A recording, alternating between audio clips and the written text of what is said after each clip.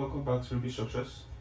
On today's tutorial, I'll be teaching you how to insert curved beams on Orion.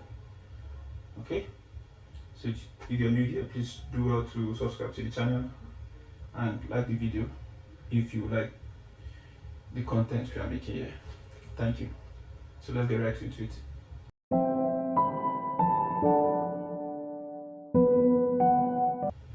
Right, so the first thing you want to do, I'm going to check my model.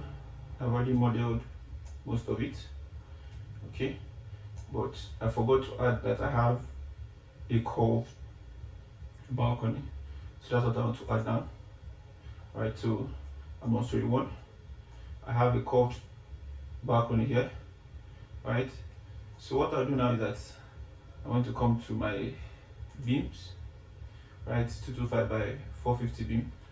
I'm going to hold my shift, I won't leave it, click and hold on the first grid intersection you want your curved beam to be, to the next one, then you leave it.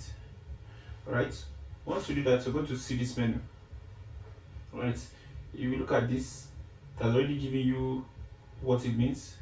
So the H here, which is the chord offset, is the diameter or the radius you're going to put for your curved beam. Right, so for my chord offset here, I'm going to use, in my case is about 1200 mm. I want to do that. Watch what's going to happen. Right, I put positive, not negative. So if I click OK, it's telling me that slab story 1S and beam 35B are overlapping. Okay, so if I click OK, right, so you're going to see when I put positive, you notice that the curve entered the left side. Right, so we're going to correct that. Click this, delete it, do the same thing again. Hold your shift, click on the first one, you still hold it, then you leave. Right, so I'm going to put -1 200 here, and I click on OK. Give it a bit of time. Right, so you'll notice that your curved beam has been added. Right, so you can just properties inside the slab here also. I'm going to do the same thing for my story 2 and story 3. If I come to my story 2, same thing, hold my shift, click, hold. So I'm going to use existing curve since I've done that before, and just click OK. It adds it. So I'll go to my story 3.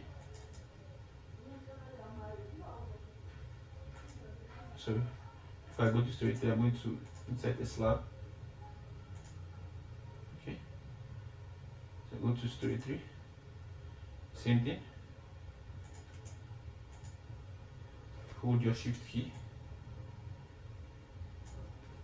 So I'm still going to use existing curve axis. Click OK. So my story 3 is my roof, so I don't need to put a slab there. Right, so if I go to 3D view, you're going to see what that has done. So I've been able to add curved beam to represent my balcony for my model.